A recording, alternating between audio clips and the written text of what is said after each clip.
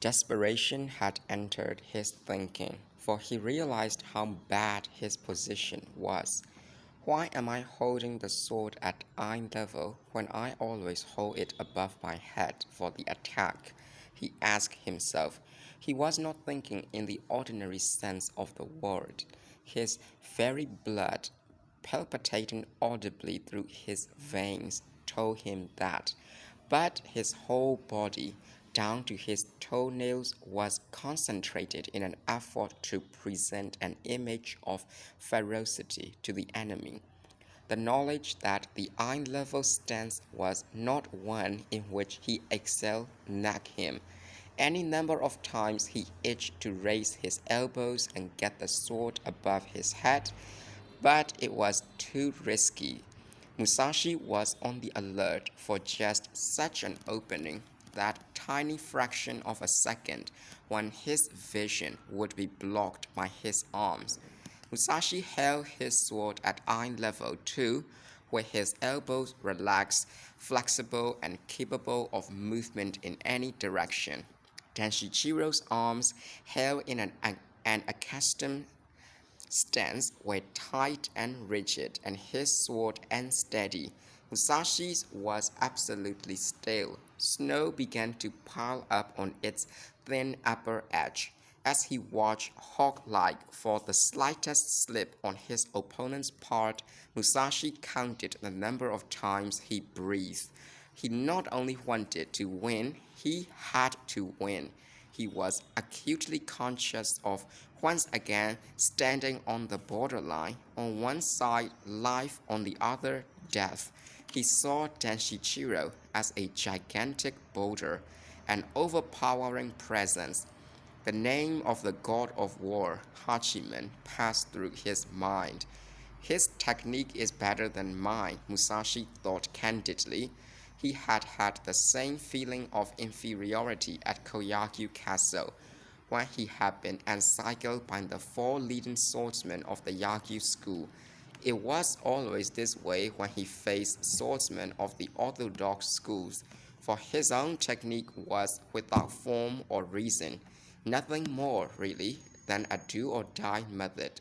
Staring at Denshichiro, he saw that the style Yoshioka Kampo had created and spent his life developing had both simplicity and complexity, was well ordered and systematic, and was not to be overcome by brute strength or spirit alone. Musashi was cautious about making any unnecessary movements. His primitive tactics refused to come into play. To an extent that surprised him, his arms rebelled against being extended. The best he could do was to maintain a conservative defensive stance and wait. His eyes grew red, searching for an opening, and he prayed to Hachiman for victory. With swelling excitement, his heart began to race. If he had been an ordinary man, he might have been sucked into a whirlpool of confusion and succumbed. Yet he remained steady, shaking off his sense of inadequacy as if it were no more than snow on his sleeve. His ability to control this new exhilaration was the result of having already survived several brushes with death. His spirit was fully awake now, as though a veil had been removed from before his eyes. Dead silence. Snows accumulated on Musashi's hair, on Denshichiro's shoulders. Musashi no longer saw a great boulder before him. He himself no longer existed as a separate person. The will to win had been forgotten. He saw the whiteness of the snow falling between himself and the other man, and the spirit of the snow was as light as his own. The space now seemed an extension of his own body. He had become the universe, or the universe had become him. He was there, yet not there. Denshichiro's feet inched forward. At the tip of his sword, his willpower quivered toward the start of a movement. Two lives expired with two strokes of a single sword. First, Musashi attacked to his rear, and Otaguro Hyosuke's head, or a piece of it, sailed past Musashi like a great crimson cherry as the body staggered lifelessly toward Tenshichiro. The second horrendous scream, Tenshichiro's cry of attack, was cut short midway, the broken off sword thinning out into the space around them. Musashi leaped so high that he appeared to have sprung from the level of his opponent's chest. Tenshichiro's big frame reeled backward and dropped in a spray of white snow. Body painfully bent, face buried in the snow, the dying man cried, "Wait, wait!" Musashi was no longer there. "Hear that? It's Tenshichiro. He's been hurt." The black forms of Ganzamon and the Yoshioka disciples rushed across the courtyard like a wave. "Look, Hyosuke's been killed! Tenshichiro! Tenshichiro!" Yet they knew there was no use calling. No use thinking about medical treatment. Hyosuke's head had been sliced sideways from the right ear to the middle of the mouth, Tenshichiro's from the top down to the right cheekbone, all in a matter of seconds. That's why I warn you, spattered Kanseman. That's why I told you not to take him lightly. Oh, Tenshichiro, Tenshichiro. The old man hacked his nephew's body, trying in vain to console it. Ganzamon clung to Tenshichiro's corpse, but it angered him to see the others milling about in the blood-reddened snow. What happened to Musashi? He thundered. Some had already started searching. They saw no sign of Musashi.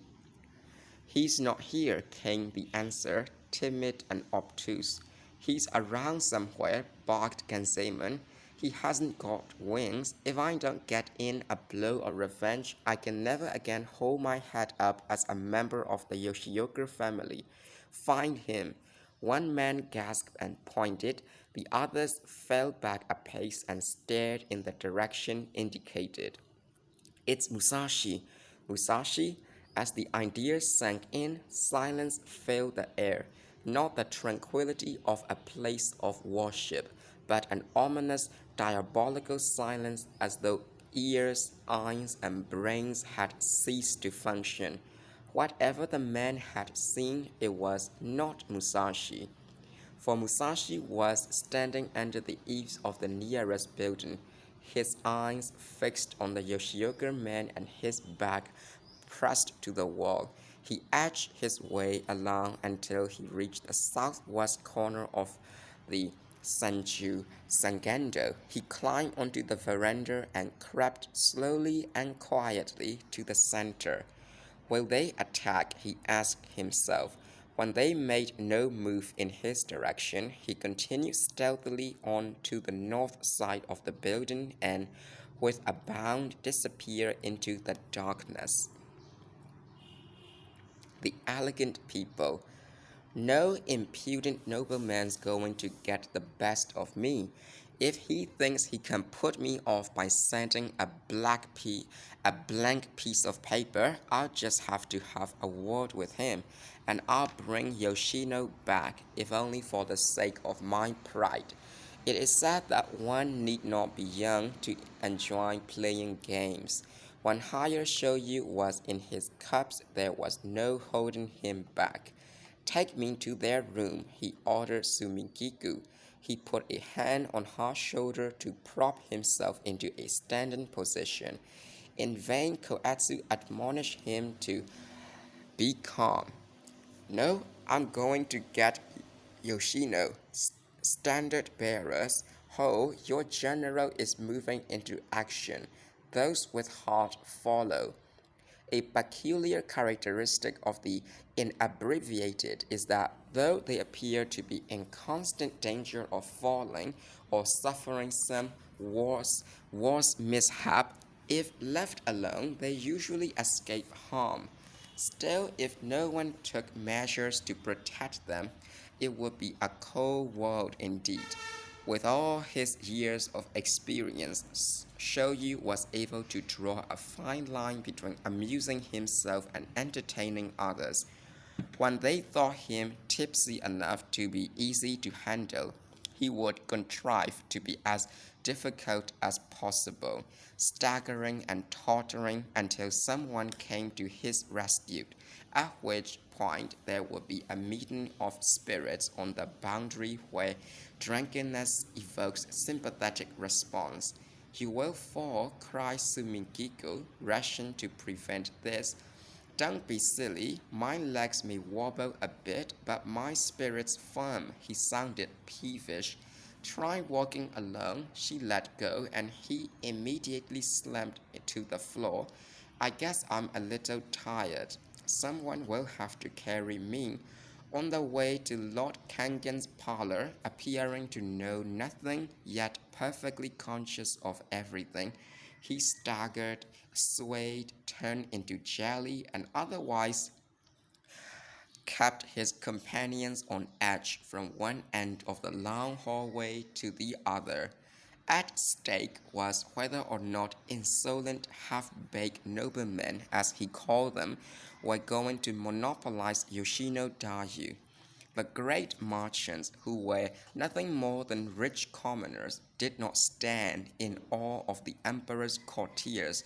True, they were appallingly rank-conscious, but this counted for little when they had no money. By spreading around enough gold to keep them happy, participating in their elegant pastimes, making a show of deference to their status, and allowing them to maintain their pride, it was possible to manipulate them like puppets. No one knew this better than Shoyu. Light danced gaily on the shoujo of the anteroom to Lord Karasumaru's parlor as Shoyu fumbled to open it. Abruptly, the door was opened from inside.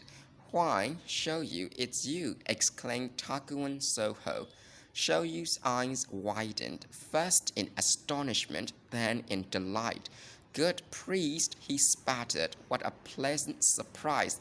Have you been here all along?" "And you, good sir, have you been here all along?" Mick Takuan. He put his arm around Shoyu's neck, and the two drunkenly embraced like a pair of lovers, cheek against stubbled cheek. "Are you well, you old scoundrel?" "Yes, you old fraud. And you?"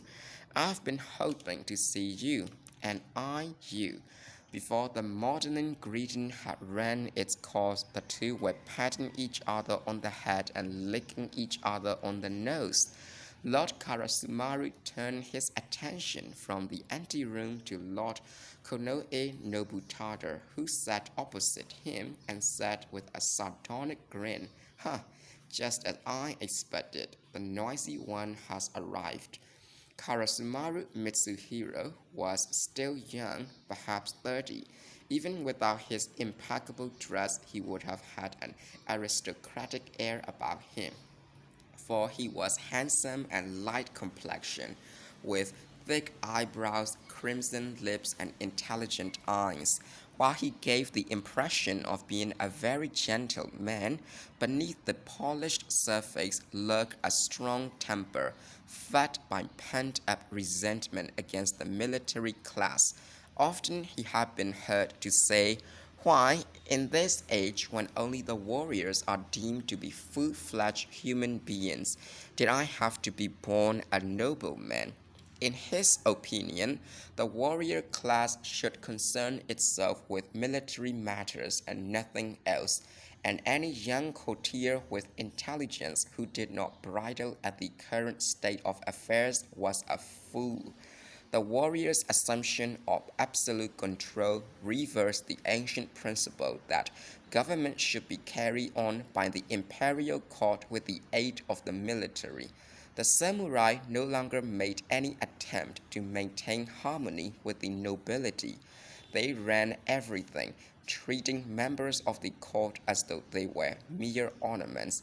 Not only were the ornate headdresses the courtiers were allowed to wear meaningless, but the decisions they were allowed to make could have been made by dolls. Lord Karasumari considered it a grave mistake on the part of the gods to have made a man like himself a nobleman, and though a servant of the emperor, he saw only two paths open to him: to live in constant misery or to spend his time carousing. The sensible choice was to rest his head on the knees of a beautiful woman, admire the pale light of the moon, view the cherry blossoms in season, and die with a cup of sake in his hand. Having advanced from imperial minister of finance to assistant vice minister of the right and then to imperial counselor, he was a high official in the emperor's impotent bureaucracy, but he spent a great deal of time in the license quarter, where the atmosphere was conducive to forgetting the insults he had to endure when attending to more practical affairs. Among his habitual companions were several other disgruntled young noblemen, all of them poor in comparison with the military rulers, but somehow able to raise the money for their nightly excursions to the Ogier, the only place they averred where they were free to feel human. Tonight he had as his guest a man of another sort, the taciturn, well-mannered Konoe Nobutada, who was about 10 years older. Nobutada, too, had an aristocratic demeanor and a grave look in his eyes. His face was full and his eyebrows thick, and though his darkish complexion was marred by shallow pockmarks, the pleasant modesty of the man made the blemishes seem somehow appropriate. In places like the Ogier, an outsider would never have guessed he was one of Kyoto's highest ranking noblemen, the head of the family from which imperial regents were chosen. Smiling affably by Yoshino's side, he turned to her and said, "That's Mr. Funabashi's voice, isn't it?" She bit her lips, already redder than plum blossoms, and her eyes betrayed embarrassment at the awkwardness of the situation. "What shall I do if he comes in?" she fretted. Lord Karasumari commented, "Don't stand up," and grasped the hem of her kimono. "Takuan, what are you doing out there? It's cold with the door open. If you're going out, go, and if you're coming back, come back, but close the door." Swallowing the bait, Takuan said to Shoyu, "Come on in," and pulled the old man into the room. Shoyu walked over and sat down directly in front of the two noblemen.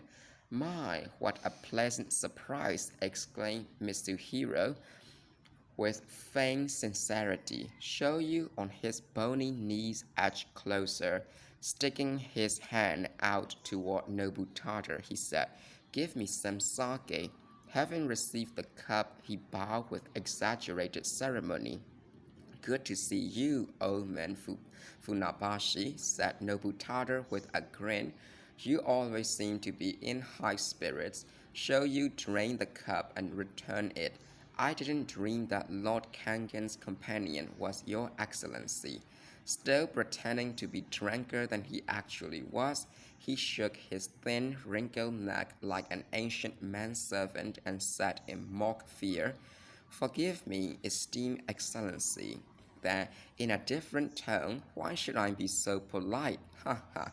Isn't that so, Takuan?" He put his arm around Takuan's neck, pulled the priest toward him, and pointed a finger at the two courtiers. "Takuan," he said, "the people in this world I feel sorriest for are the noblemen. They bear resounding titles like counselor or regent, but there is nothing to go with the honors. Even the merchants are better off, don't you think?" "I do indeed," replied Takuan, contriving to disengage his neck. "Say," said Shoyu, placing a cup directly beneath the priest's nose, "I haven't received a drink from you yet." Takuan poured him some sake. The old man drank. You are a wily man, Takuan. In the world we live in, priests like you are canon. Merchants smart, warriors strong, and noblemen stupid. Haha, is that so? It is, agreed Takuan. The noblemen can't do as they please because of their rank, but they are shut out of politics and the government, so all that's left for them to do is compose poetry or become experts at calligraphy. Isn't that the truth? He laughed again.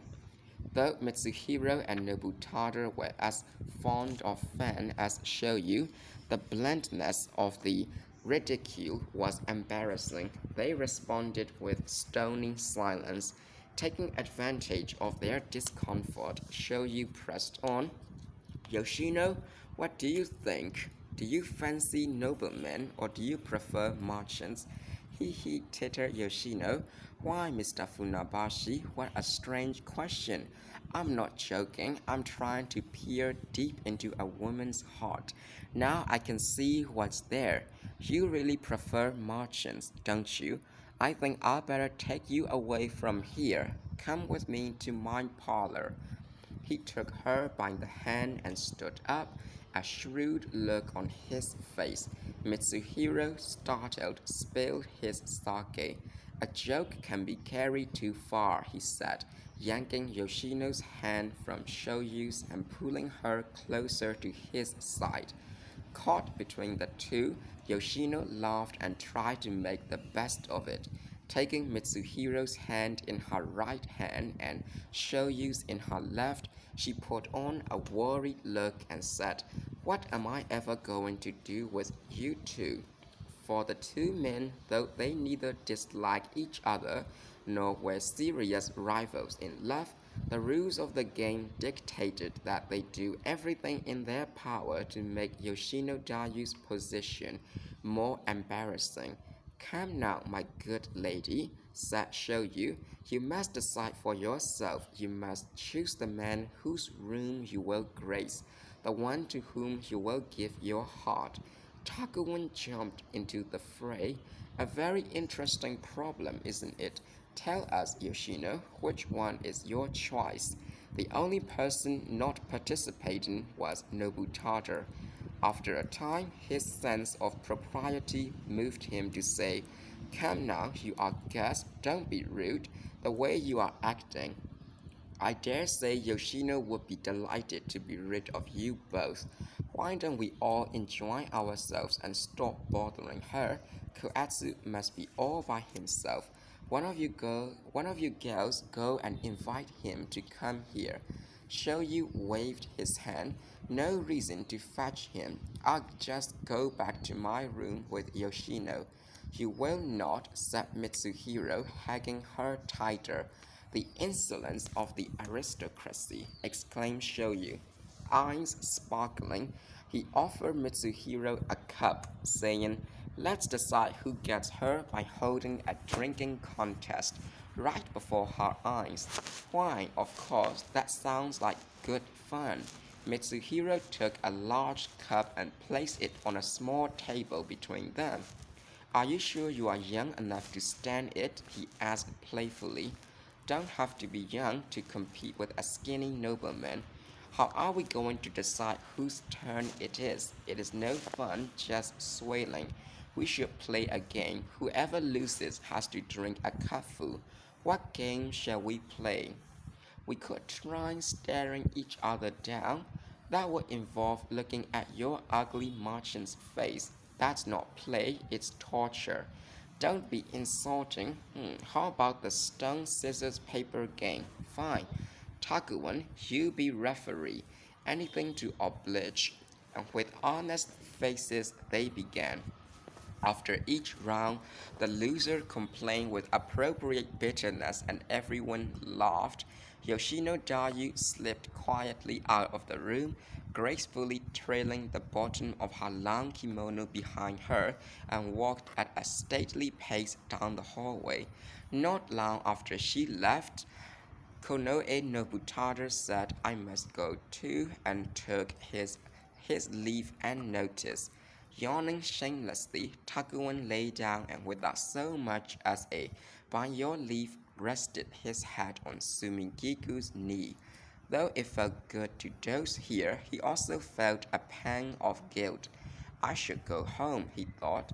They are probably lonely without me. He was thinking of Jotaro and Otsu, who were together again at Lord Karasumari's house. Takuan had taken Otsu there after her ordeal at Kiyomizu-dera. Takuan and Lord Karasumaru were old friends with many interests in common: poetry, zen, drinking, even politics. Toward the end of the previous year, Takuan had received a letter inviting him to spend the New Year's holidays in Kyoto. "You seem to be cooped up in a little temple in the country," Mitsuhiro wrote.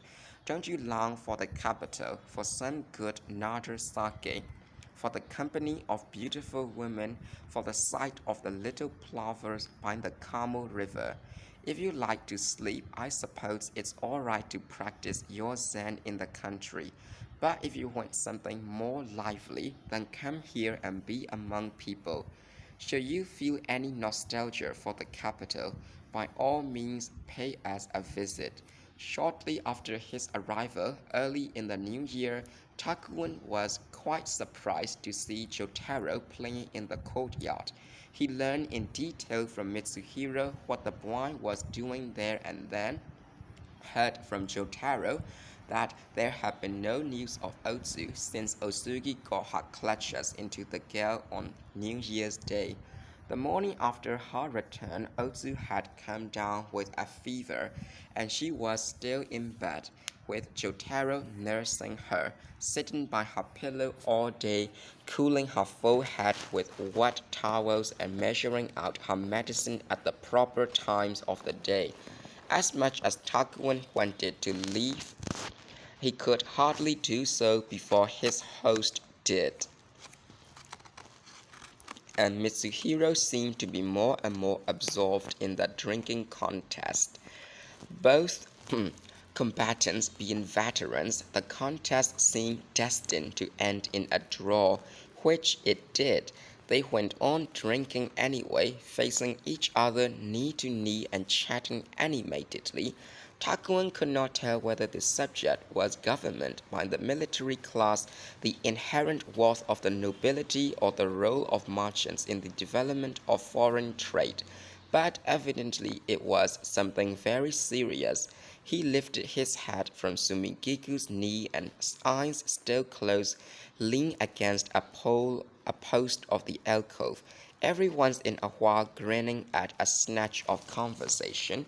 Presently, Mitsuhiro asked in an injured tone, "Where's Nobutada? Did he go home?" "Never mind him. Where's Yoshino?" Shoyu asked, suddenly looking quite sober. Mitsuhiro told Rinya to go and bring Yoshino back. As she passed the room where Shoyu and Koetsu had started out the evening, Rinya looked in. Musashi was sitting there alone, his face next to the white light of the lamp. "Why, I didn't know you were back," said Rinya. "I haven't been here long. Did you come in by the back way?" "Yes." "Where did you go?" "Outside the district." "I bet you had an engagement with a beautiful girl." "Shame on you, shame on you." "I'm going to tell my mistress," said saucily. Musashi laughed. "No one's here," he said. "What happened to them?" "They are in another room, playing games with Lord Kangen and a priest." "Koatsu, too?" "No, I don't know where he is. Maybe he went home. If he did, I should go too." "You mustn't say that. When you come to this house, you can't leave without Yoshino Dayu's consent. If you just sneak away, people will laugh at you, and I'll be scolded." Not being attuned to the humor of the courtesans, he received this news with serious countenance, thinking, "So that's the way they do things here. You absolutely mustn't go without taking your leave properly. Just wait here until I come back." A few minutes later, Takuan appeared. "And where did you come from?" he asked with a tap on the Ronin's shoulder. What? Gasped Musashi. Slipping off his cushion, he put both hands on the floor and bowed deeply. What a long time since I saw you last. Lifting Musashi's hands from the floor, Takuan said, "This place is for fun and relaxation. No need for formal greetings.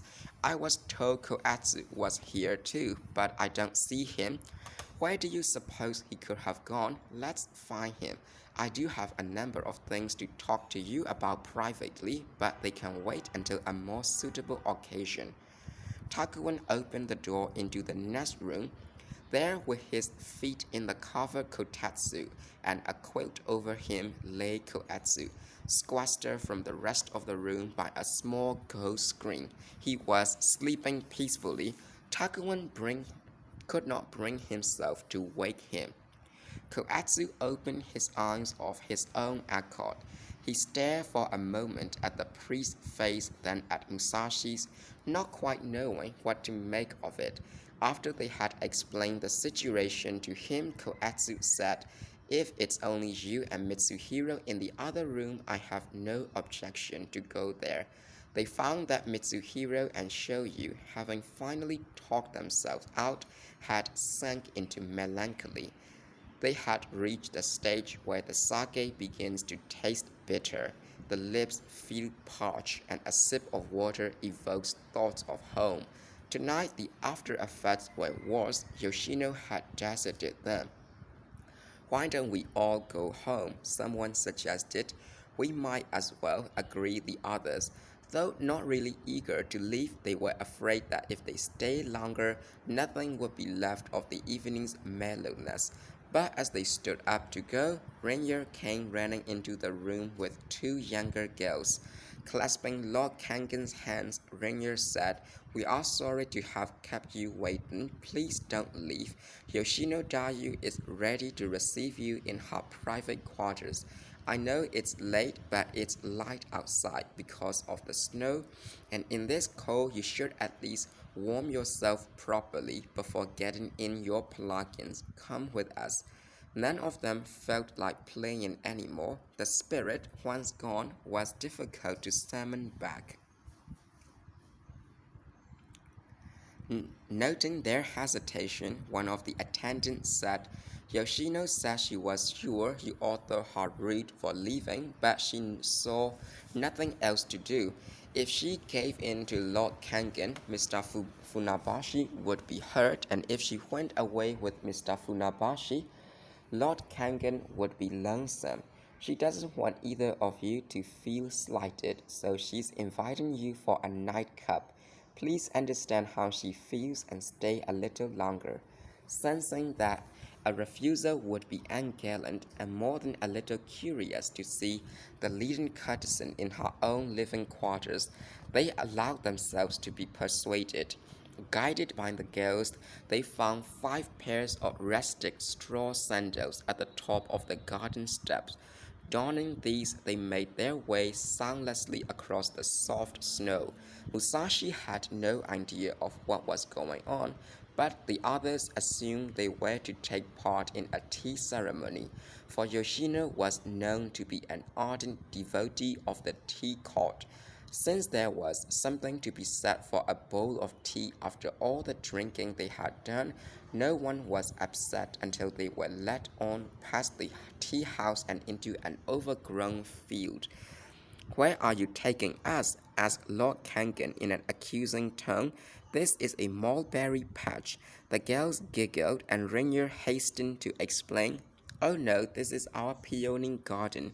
In the early summer, we put out stools, and everybody comes here to drink and admire the blossoms. Mulberry patch of peony garden. It's not very pleasant being out here in the snow. Is Yoshino trying to make us catch cold? I'm sorry, it's only a little farther." In the corner of the field was a little cottage with a thatched roof, which, from the looks of it, was probably a farmhouse that had been here since before the area was built up. There was a grove of trees behind it, and the yard was cut off from the well cared for garden of the Ogier. This way, urged the girls, leading them into a dirt-floor room whose walls and posts were black with soot. Rainier announced their arrival, and from the interior, Yoshino Dayu answered, "Welcome, please come in." The fire in the hearth cast a soft red glow on the shoji paper. The atmosphere seemed utterly remote from the city. As the men looked around the kitchen and noticed straw rain capes hanging on one wall, they wondered what sort of entertainment Yoshino had planned for them. The shoji slid open, and one by one they stepped up into the hearth room. Yoshino's kimono was a pale solid yellow, her obi of black satin. She wore the minimum of makeup and had rearranged her hair into a simple housewifely style. Her guests stared at her with admiration. How unusual, how charming. In her unpretentious outfit, set off by the blackened walls, Yoshino was 100 times more beautiful than she was in the elaborately embroidered Momoyama-style costume she wore at other times. The gaudy kimonos the men were accustomed to, the iridescent lipstick and the satin of gold screens and silver candlesticks were necessary for a woman in her business, but Yoshino had no need for props to enhance her beauty. Said Shoyu, this is something quite special, not one to offer praise lightly. The old man, with his acerbic tongue, seemed temporarily tamed. Without spreading cushions, Yoshino invited them to sit down by the hearth. I live here, as you can see, and I can't offer you much. But at least there's a fire. I hope you agree. A fire is the most excellent feast one can present on a cold, snowy night, whether one's guest is a prince or pauper. There's a good supply of kindling, so even if we talk the night out, I won't have to use the potted plants for fuel. Please make yourself comfortable. The nobleman, the merchant, the artist, and the priest sat cross-legged by the hearth with their hands over the fire. Koatsu reflected on the cold walk from the ogier and the invitation to the cheery fire. It actually was like a feast, the essence, really, of entertaining. You come up by the fire too, said Yoshino. She smiled invitingly at Musashi and moved slightly to make a place for him. Musashi was struck by the exalted company he was in. Next to Toyotomi Hideyoshi and Tokugawa Ieyasu, she was probably the most famous person in Japan. Of course, there was Okuni of Kabuki fame and Hideyoshi's mistress Yodogimi, but Yoshino was regarded as having more class than the former and more wit, beauty, and kindness than the latter. The men who associated with Yoshino were known as the buyers, while herself was called the Tayu. Any courtesan of the first class was known as Tayu, but to say that Tayu meant Yoshino and no one else. Musashi had heard that she had 7 attendants to bathe her and 2 to cut her nails. This evening, for the first time in his life, Musashi found himself in the company of painted and polished ladies, and he reacted by becoming stiffly formal. This was partly because he could not help wondering what men found so extraordinary about Yoshino. Please relax, she said. Come sit here. After the fourth or fifth invitation, he capitulated, taking his place beside her. He imitated the others, extending his hands awkwardly over the fire. Yoshino glanced at his sleeve and saw a spot of red. While the others were immersed in conversation, she quietly took a piece of paper from her sleeve and wiped it off. Thank you, said Musashi. If he had remained silent, no one would have noticed. But the moment he spoke, every eye went to the crimson stain on the paper in Yoshino's hand. Opening his eyes wide, Mitsuhiro said, "That's blood, isn't it?" Yoshino smiled. "No, of course not. It's a pattern, a red peony." The broken lute. The 4 or 5 sticks of wood in the hearth burned softly, giving off a pleasant aroma and lighting up the small room as if it were noon. The gentle smoke did not cause the eyes to smart. It looked like white peony petals billowing in the breeze, flecked now and again with sparks of purple, gold, and crimson. Whenever the fire showed signs of dying down, Yoshino added foot-long strips of kindling from the scuttle. The men were too captivated by the beauty of the flames to ask about the firewood. But eventually, Mitsuhiro said, "What sort of wood are you using?" "It's not pine." "No," replied Yoshino, "it's peony wood." They were mildly surprised, for the peony, with its thin, bushy branches, hardly seemed suitable for firewood. Yoshino took a stick that had been only slightly charred and handed it to Mitsuhiro. She told them that the peony stems in the garden had been planted more than 100 years earlier. At the beginning of winter, the gardeners pruned them very closely, cutting off the worm-eaten upper parts. The trimmings were saved for firewood. Though the quantity was small, it was sufficient for Yoshino.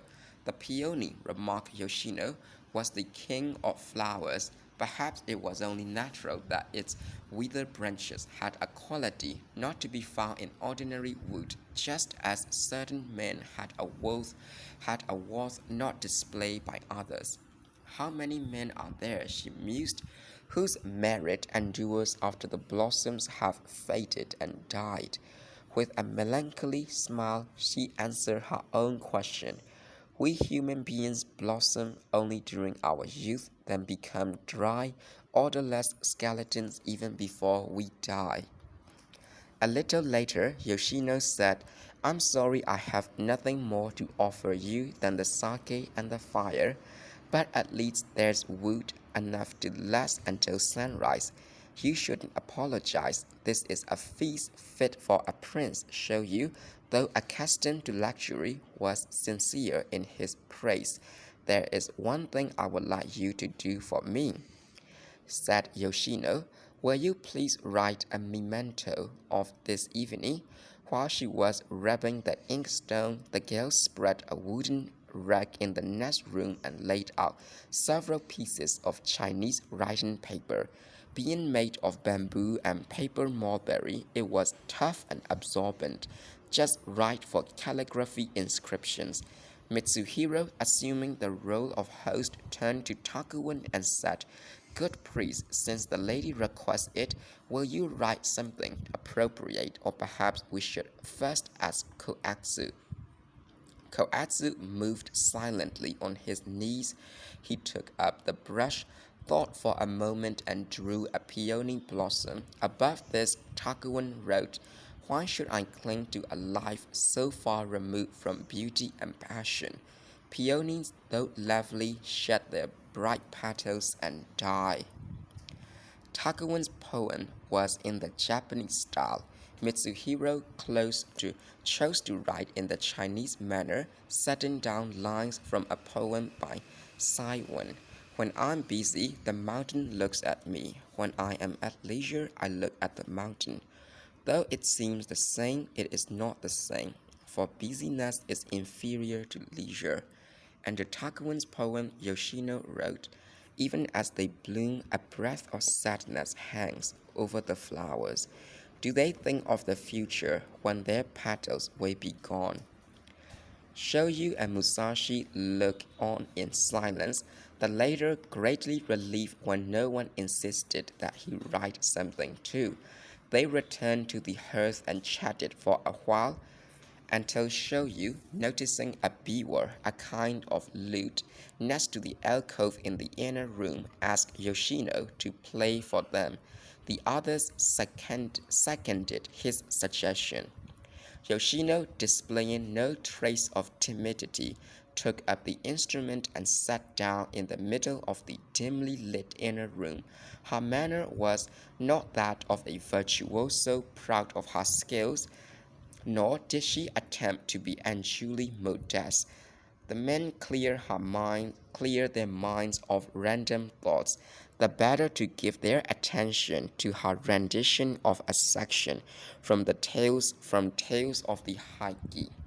Soft, gentle tones gave way to a turbulent passage, then to staccato chords.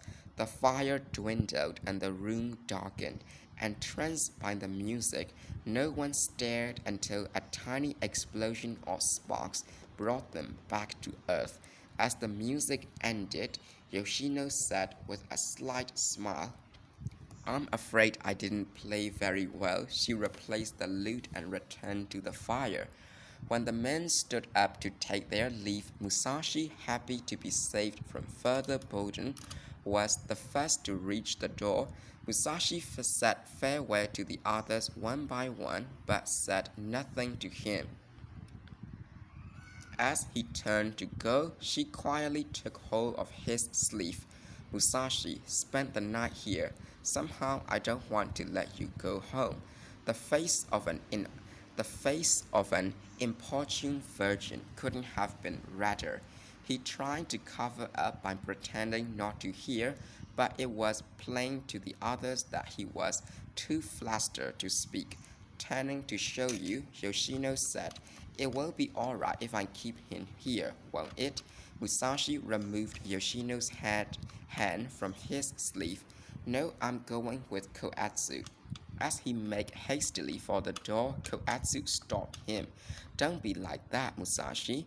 Why don't you stay here tonight? You can come back to my house tomorrow. After all, the lady has been kind enough to show her concern for you."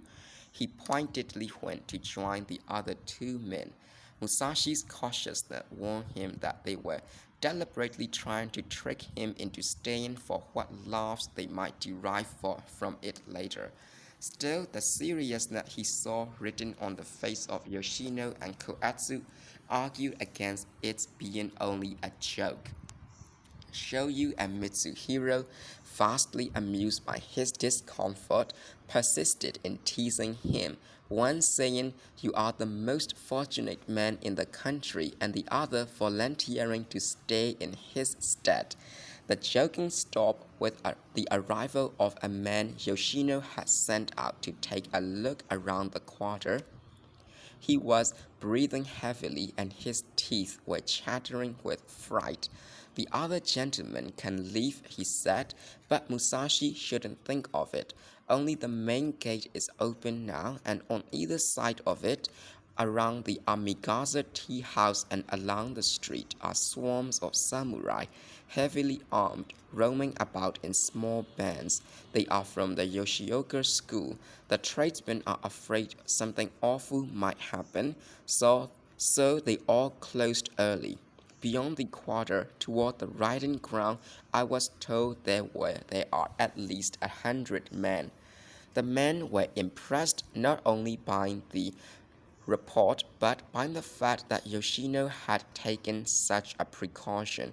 Only Koatsu had an inkling that some incident might have occurred. Yoshino had guessed something was afoot when he saw the spot of blood on Musashi's sleeve. "Musashi," she said, "now that you have heard what it's like out there, you may be more determined than ever to leave, just to prove you are not afraid. But please don't do anything rash. If your enemies think you are a coward, you can always prove to them tomorrow that you aren't. Tonight you came here to relax, and it's the mark of a real man to enjoy himself to his heart's content. The Yoshiokas want to kill you. Certainly it's no disgrace to avoid that.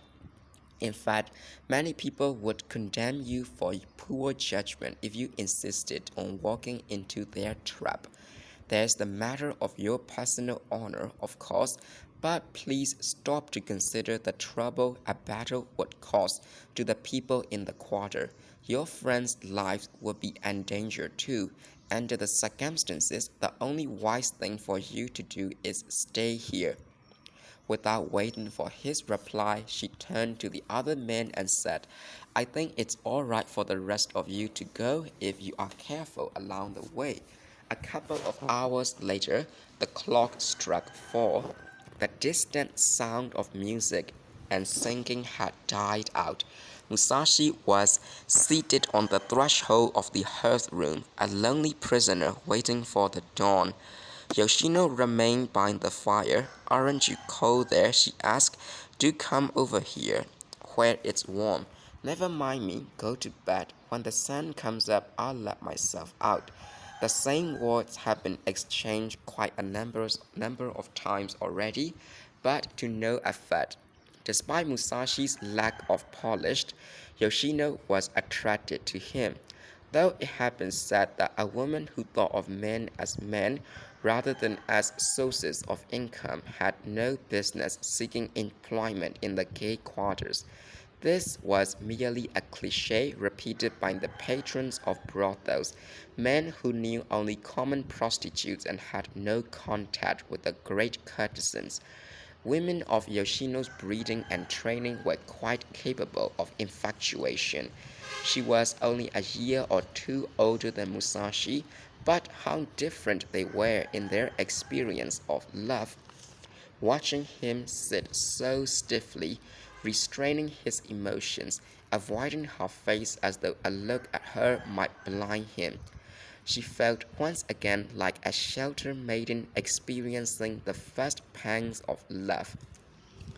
The attendants, ignorant of the psychological tension, had spread luxurious pallets fit for the son and daughter of a daimyo in the adjoining room. Little golden bells gleamed softly on the corners of the satin pillows. The sound of snow sliding off the room was not unlike that of a man jumping down from the fence into the garden. Each time he heard it, Musashi bristled like a hedgehog. His nerves seemed to reach to the very tips of his hair. Yoshino felt a shiver run through her. It was the coldest part of the night, the hour just before dawn, yet her discomfort was not due to the cold. It came from the sight of this fierce man and clashed in an intricate rhythm with her natural attraction to him. The kettle over the fire began to whistle, a cheerful sound that calmed her. Quietly she poured some tea. It will be daylight soon. Have a cup of tea and warm yourself by the fire. Thank you, said Musashi, without moving. It's ready now, she said again and gave up trying. The last thing she wanted to do was make a nuisance of herself. Still, she was slightly offended at seeing the tea go to waste. After it was too cold to drink, she poured it into a small pail cut for that purpose. What is the use, she thought, of offering tea to a rustic like him, for whom the niceties of tea drinking have no meaning? Though his back was to her, she could see that his whole body was as taut as steel armor. Her eyes grew sympathetic. Musashi? What? Who are you on guard against? No one. I'm just trying to keep myself from relaxing too much. Because of your enemies, of course. In your present state, if you were suddenly attacked in force, you'd be killed immediately. I'm sure of it, and it makes me sad. He did not answer. A woman like myself knows nothing of the art of war, but from watching you tonight, I have the terrible feeling I have seen a man who was about to be cut down. Somehow there's the shadow of death about you. Is that really safe for a warrior who may at any minute have to face dozens of swords? Can such a man expect to win? The question sounded sympathetic, but it unsettled him. He whirled around, moved to the hearth, and sat facing her. Are you saying I'm immature? Did I make you angry? Nothing a woman ever said would make me angry, but I'm interested in knowing why you think I act like a man who's about to be killed. He was painfully conscious of the web of swords and strategies and maledictions being woven around him by the Yoshioka partisans. He had anticipated an attempt at revenge, and in the courtyard of the Rangyo Inn had considered going away to hide. But this would have been rude to Koatsu and would have meant breaking his promise to Renya. Far more decisive, however, was his desire not to be accused of running away because he was afraid. After returning to the Ogier, he thought he had displayed an admirable degree of composure. Now Yoshino was laughing at his immaturity. This would not have upset him had she been bantering in the fashion of courtesans, but she seemed perfectly serious. He professed not to be angry, but his eyes were as keen as sword tips. He stared straight into her white face. Explain what you said. When she did not answer immediately, or maybe you were just joking. Her dimples, which had deserted her for a moment, reappeared. How can you say that? She laughed, shaking her head. Do you think I would joke about something so serious to a warrior? Well, what did you mean? Tell me. All right, since you seem so eager to know, I'll try to explain. Were you listening when I played the lute? What does that have to do with it? Perhaps it was foolish of me to ask. Tense as you are, your ears could hardly have taken in the fine, subtle tones of the music. No, that's not true. I was listening. Did it occur to you to wonder how all those complicated combinations of soft and loud tones, weak and strong phrases could be produced from only four strings? I was listening to the story. What else was there to hear? Many people do that, but I like to draw a comparison between the lute and a human being. Rather than go into the technique of playing, let me recite a poem by Po Chui in which he describes the sounds of the lute. I feel sure you know it. She wrinkled her brow slightly as she intoned the poem in a low voice, her style somewhere between singing and speaking. The large strings hum like rain, the small strings whisper like a secret, hum, whisper, and then were intermingled, like a pouring of large and small pearls into a plate of jade. We heard an aureole liquid hidden among flowers. We heard a brook bitterly sob along a bank of sand. By the checking of its cold touch, the very string seemed broken, as though it could not pass, and the notes dying away into a depth of sorrow and concealment of lament, told even more in silence than they had told in sound. A silver vase abruptly broke with a gush of water, and out leapt armored horses and weapons that clashed and smote, and before she laid her pick down, she ended with one stroke, and all four strings made one sound, as of rending silk. And so, you see, one simple lute can produce an infinite variety of tonalities. Since the days when I was an apprentice, this puzzled me. Finally, I broke a lute apart to see what was inside. Then I attempted to make one myself. After trying a number of things, I finally understood that the secret of the instrument is in its heart. Breaking off, she went and got the lute from the next room. Once reseated, she held the instrument by the neck and stood it up in front of him. If you examine the heart inside, you can see why the tonal variations are possible. Taking a fine keen knife in her little hand, in her lithe hand, she brought it down quickly and sharply on the pear-shaped back of the lute. 3 or 4 deft strokes and the work was done so quickly and decisively that Musashi had expected to see blood spurt from the instrument. He even felt a slight twinge of pain, as though the blade had nicked his own flesh. Placing the knife behind her, Yoshino held the lute up so he could see its structure. Looking first at her face, then at the broken lute, he wondered whether she actually possessed the element